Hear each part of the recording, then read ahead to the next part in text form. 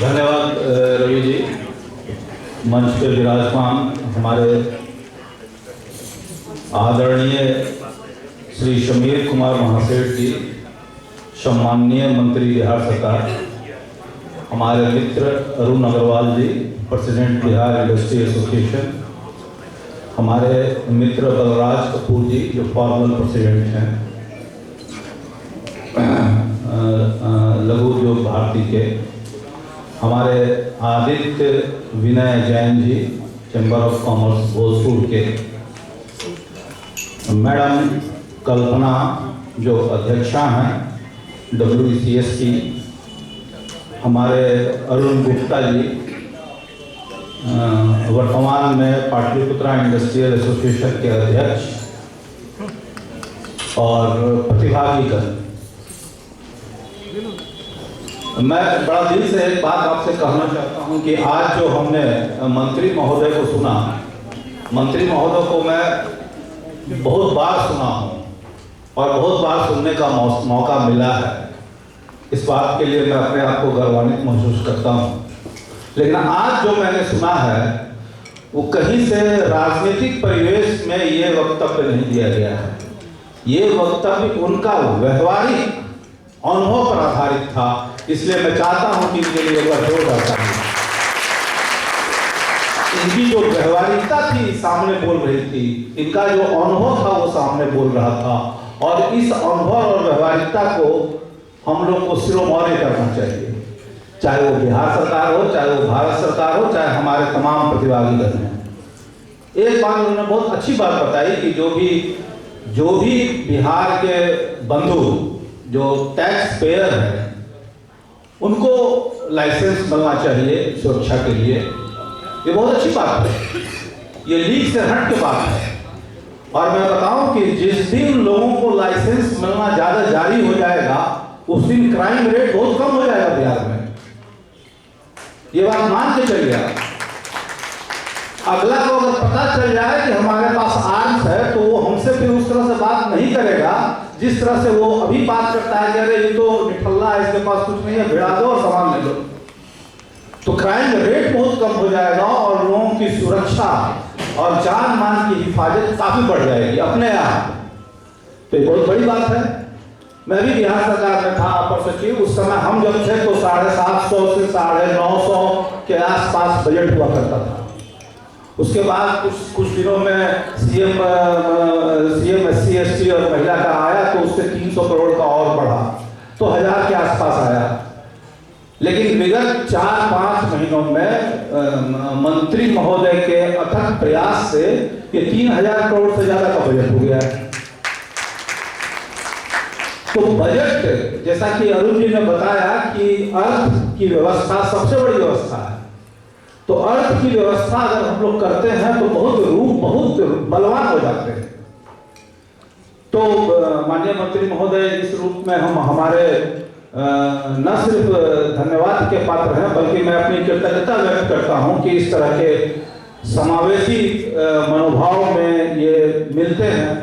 और दूसरी बात एक चीज और है कि प्रत्येक उद्यमी आज के दिन में अपने आप को मंत्री जी के करीब समझता है। ये बहुत अच्छी बात है कि सबको लगता है कि हम मंत्री जी के बहुत करीब हैं। ये वो उद्यमी का स्वभाव जितना है उससे ज्यादा मंत्री जी के स्वभाव को परिलक्षित करता है कि अपने आप को इतना नजदीक बता देते हैं, समझा देते हैं कि लोग समझने लग जाते हैं कि मंत्री जी हमारे बहुत करीब हैं। और इसी का नतीजा है कि बहुत सारी बातें अपने आप स्वतः स्फूर्त हो जाती है, अपने आप ठीक हो जाती है। तो इसलिए मैं माननीय मंत्री का दिल से कृतज्ञता व्यक्त करता हूं, आभार व्यक्त करता हूं और उम्मीद करता हूं कि हमारे साथ इस तरह के संबंध भविष्य में भी स्थापित रहेंगे। अब मैं कुछ जो हमारे केंद्र सरकार की बातें हैं जो कि अरुण जी ने भी रखा है, मोहतरमा मैडम ने भी रखा है और भोजपुर चैम्बर ऑफ कॉमर्स या बलराज कपूर साहब ने रखा है, उस बारे में मैं 1-2 बातें मैं जरूर बताऊंगा आपको। और मैं इस बात का आश्वासन दूंगा कि जैसा कि अरुण अग्रवाल जी ने बताया कि हमें प्राइम रेट ऑफ इंटरेस्ट पे हमें भी लोन मिले, तो मैं आपको ये उम्मीद और एश्योर करता हूं कि मैं आज से कल तक में ही भारत सरकार को इस बाबत एक पत्र लिखने जा रहा हूं। और ये प्राइम रेट ऑफ इंटरेस्ट पे हमारे एमएसएमई को क्यों नहीं मिलेगा? जैसा कि विदित है कि हमारा जीडीपी एमएसएमई 26 to 30% दे रहा है, तो ये प्राइम रेट पे इंटरेस्ट लेने का हकदार तो अपने आप हो गया है। फिर इसकी हकदारी से इसको महरूम क्यों किया जा रहा है? मैं बताऊं कि भारत की जो जीडीपी है 3.175 ट्रिलियन डॉलर, 3.175 ट्रिलियन डॉलर है, जो अगले कुछ वर्ष में 5 ट्रिलियन डॉलर हो जाएगा। और अभी जो जीडीपी है वो भारत का पूरे वर्ष में 5वें स्थान पे है, और उसमें हमारी भागीदारी 26 से 30% है। तो हम कितना ज्यादा ऊर्जावान हैं और कितना ज्यादा हम में सामर्थ्य है। ना सिर्फ रोजगार हम देते हैं, 11 करोड़ रोजगार एमएसएमई के द्वारा दिया जा रहा है, 40% एक्सपोर्ट एमएसएमई के द्वारा किया जा रहा है। तो हमारी जब सामर्थ्यता इतनी है, तो फिर हमको ये 4% प्राइम रेट पर इंटरेस्ट क्यों नहीं दिया जा रहा है? ये अपने आप में पूछने की बात है। तो मैं अरुण नवलाल जी का भी आभार व्यक्त करूंगा कि ये बातें बताई है, और मैं इस बातों को मैं लिखने जा रहा हूँ अपने मंत्रालय में, और पूरे डेटा के साथ लिखूंगा। साथ साथ इन्होंने ये भी कहा है कि जो सोलर एनर्जी पर जो सब्सिडी देना है, वो सब्सिडी नहीं देके अपफ्रंट सब्सिडी दिया जाए, उसकी भी संभावनाएं हैं। क्योंकि बिहार एक ट्रॉपिकल स्टेट है जिसमें गर्मी बहुत ज्यादा पड़ती है, और यहाँ पर सोलर एनर्जी की संभावनाएं बहुत ज्यादा हो जाती है। उससे हमें इतनी एनर्जी मिलेगी कि हमें अपने खुद का एनर्जी जो हम पावर लेते हैं थर्मल पावर से, उससे 25% हमको राहत मिल जाएगा। मैं बताऊं कि हमारा कार्यालय मुजफ्फरपुर में भी एक है, वहां पर सोलर पैनल लगा हुआ है, और जो थर्मल पावर से हमको जो एनर्जी मिलता है, उससे 25% हम जब एनर्जी सोलर से लेते हैं 25% बिल हमारा कम हो जाता है।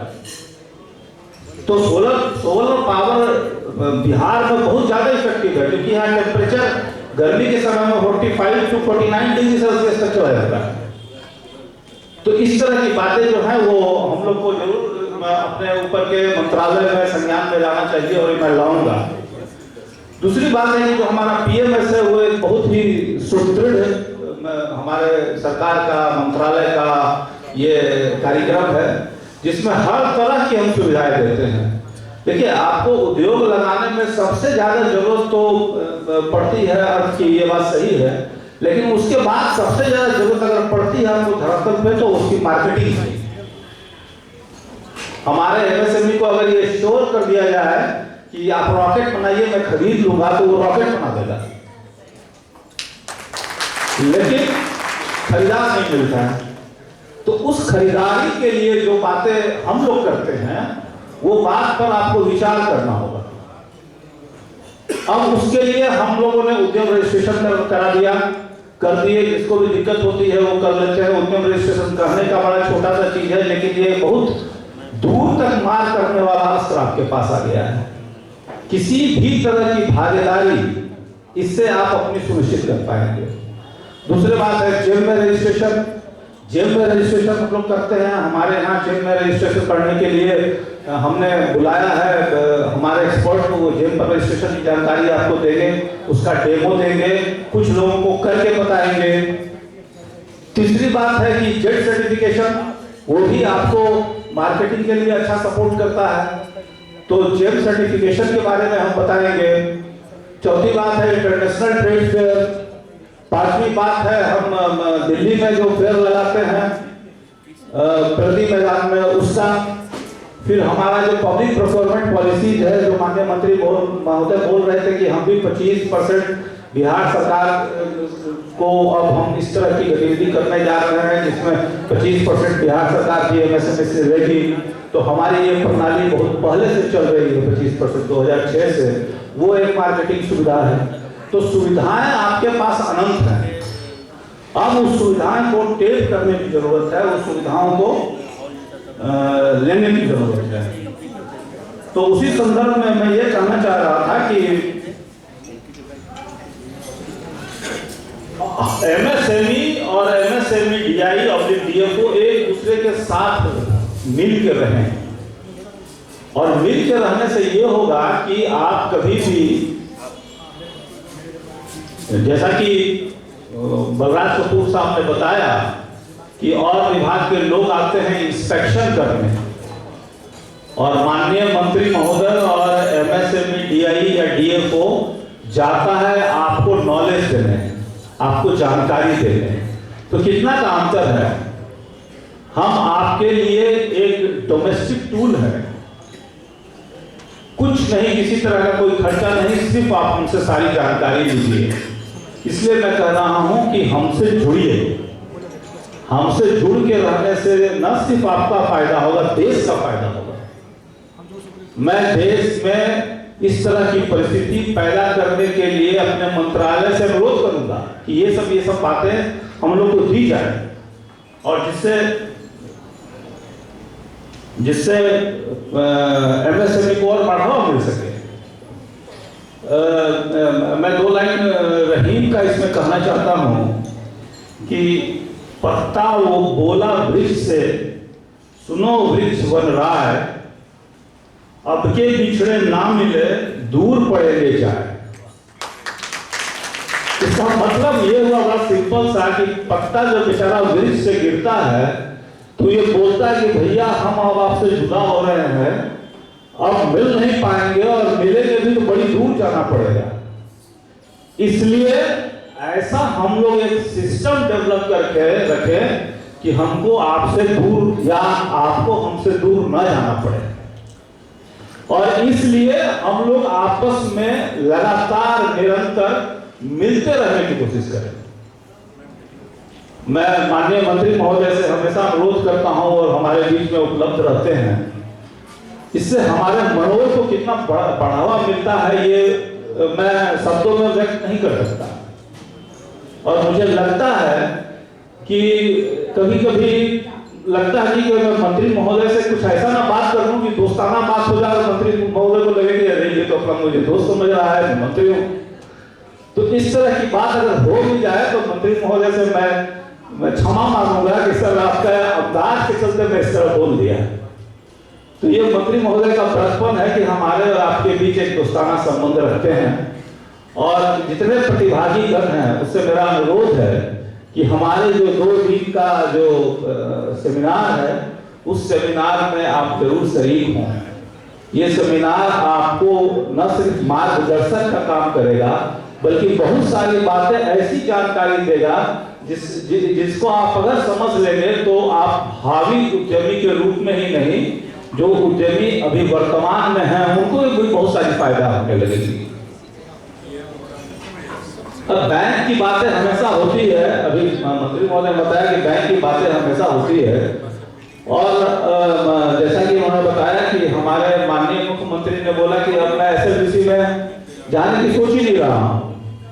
ये बहुत बड़ी बात है बैंकर्स के लिए, ये सोचने की बात है कि कोई भी प्रदेश का मुखिया इस तरह की बात को क्यों बोल रहा है। मैं पहले भी एसएलबीसी के मीटिंग में बहुत बार गया था, और वहां कहा जाता था माननीय मुख्यमंत्री के द्वारा कि हर पंचायत में एक बैंक होना चाहिए।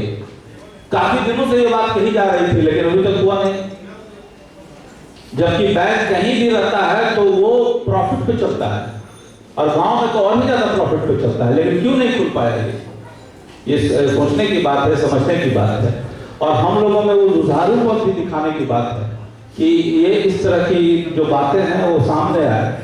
अभी मंत्री महोदय से मैंने अनुरोध किया था कि भागलपुर में कार्यालय खोला जाए सर, क्योंकि उधर जो पूरे एरिया हैं हमारे अररिया, सुपौल, सहरसा, मधुबनी, वो वाला एरिया, कटिहार, पूर्णिया, वो सब छूटा रह जाता है, बहुत दूर जर्नी करके हमको आनी पड़ती है। उन्होंने सस्नेह तुरंत पत्र लिख दिया हमारे मंत्रालय को, हमारे माननीय मंत्री को, और माननीय मंत्री ने तुरंत सहमति प्रदान कर दी। और ये बताते हुए मुझे खुशी है कि हमने टेंडर भी निकाल दिया मकान के लिए। क्या रवि जी, लाख 14 फरवरी को लास्ट डेट है, उस डेट हम टेंडर निकाल के अवार्ड कर देंगे कि हाँ हमारा ये कार्यालय यहाँ पे खुल रहा है। तो ये बहुत बड़ी बात है। ये हमारे बिहार की आपसी सोच समझ की नीति है, जिसके चलते इतनी बातें हो रही है। हमारे बीच मैं विशाल जी का भी अनुरोध करता हूं कि हमारे बीच में मंत्री महोदय के आप सचिव हमारे बीच में हैं और हमारे एक अनुरोध पर वो बीच में चले आए, और जब भी मैं इनसे मिलता हूं तो बहुत सारी बातें सिर्फ हाँ करके वो बोलते हैं, ना करने के लिए कोई बात नहीं है। मंत्री जी के संगत में इनका भी बहुत हाँ जो करते हैं ये बहुत अच्छा लगने लगा है। तो ये आज आए हैं, मैं उनका भी स्वागत करता हूँ, इस्तेकबाल करता हूँ और उम्मीद करता हूं कि हम लोग जब टेक्निकल सेशन में आएंगे तो बहुत सारी ऐसी बातें सामने आएगी जो कि हम लोग को आश्चर्यचकित कर देगी। बैंक से लोन लेने का सबसे कठिन परिश्रम होता है। एक उद्यमी को अगर सबसे ज्यादा परिश्रम होता है तो बैंक से लोन लेने का होता है। इसमें कहीं कहने में कहीं कोई गुरेज नहीं है। और उसके बाद भी मैं तो बैंकर्स की मीटिंग में हमेशा बोलता हूं कि उसके बाद भी बैंकर्स ये नहीं बताते हैं कि लोन लेने की प्रक्रिया में और क्या क्या बातें हिडन है। हिडन का मतलब मैं कोई इस तरह की बातें नहीं बोल रहा हूं कि अंडर द टेबल। बहुत सारी ऐसे फैक्ट्स है, जैसे आप पीएमजी पे लोन लेने जाइएगा तो वहां पर एक प्रीमियम लेंडिंग रेट वो आपसे चार्ज कर देगा। पीएमजी में आप लोन लेने जाइएगा तो आप जब सीजीटी एमएससी को कवर कीजिएगा, क्रेडिट गारंटी फंड जो कि 50 लाख तक पर 2 करोड़ तक में होता है कवर, लेकिन 10 लाख से 50 लाख के बीच जो हमारा लोन का आदान प्रदान होता है उसमें सीजीटीएम में से भी कवर करता है, क्योंकि हमारे में भी गारंटी वाले पहलू में नहीं आ पाते हैं। तो उनके पास जो सीजीटीएमएससी का चार्ज है 1.5%, उसके अलावे वो प्राइम लेंडिंग इंटरेस्ट कुछ ले लेते हैं जो कि पता नहीं रहता और बहुत बड़ा अमाउंट होता है। वो बहुत बड़ा अमाउंट होता है, वो कट जाता है। हमारे लोनी को पता ही नहीं चलता है कि वो पैसा हम लोगों से हमारे लोन से ले लिया गया है। तो ये सब बातें की जानकारी भी आप लोग को होनी चाहिए।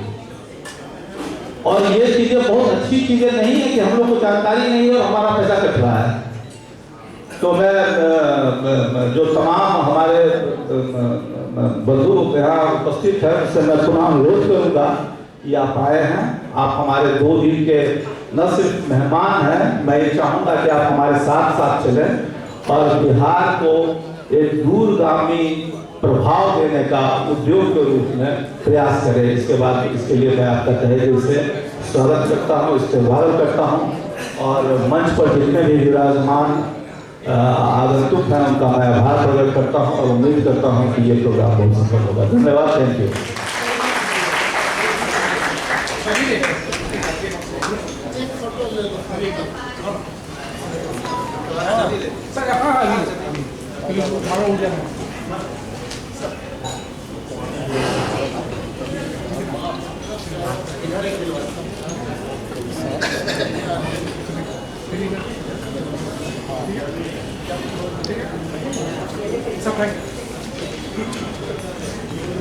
बहुत बहुत धन्यवाद सर।